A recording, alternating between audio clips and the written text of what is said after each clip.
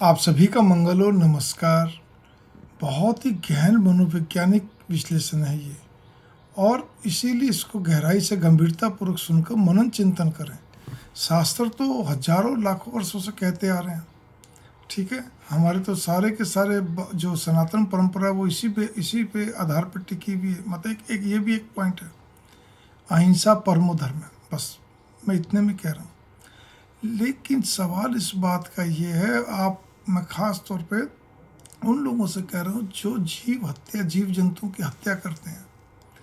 अब मैं क्या करूँ? कहते हैं ना, मैं हनुमान जी तो हूँ नहीं, या मैं ऐसा कोई सिद्ध साधक नहीं हूँ कि जो कि मैं आपको कुछ दिखा दूँ हनुमान जी तरसी ना, या कुछ दिखाऊँ आपको कुछ चमत्कार या कोई भी चीज़। मैं तो ऐसा नहीं हूँ।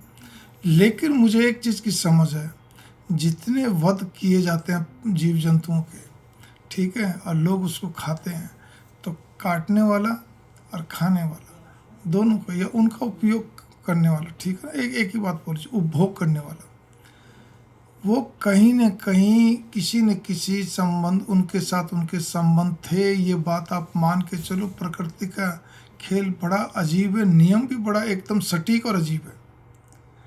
वो कहीं न कहीं आपके कई सगे संबंधी थे, आपके परिचित थे, कुछ न कुछ उनका था। कभी आपने उनके साथ ऐसा व्यवहार करा, अब वो क्या कहते हैं, आपके हाथों से उनको भी वैसा ही व्यवहार मिल रहा है। बस ये कि हमें कहते हैं ना तो पिछला जन्म देखा ना अगला देखेंगे, ये चीज़ है। अन्यथा तो कोई भी सिद्ध साधक एक बार तो कोई ऐसा हो जो कि इन सब चीज़ों को अच्छे ढंग से दिखा दे तो पार पड़े। तो बस मेरा तो केवल इतना ही कहना है कि इस बात पे गहन मनन चिंतन करिए, क्योंकि इसमें और कुछ भी बात नहीं है। और फिर मैं कहने जा रहा हूँ, फर लेदर मीट मीन्स मर्डर। बस सीधी सी बात ही है।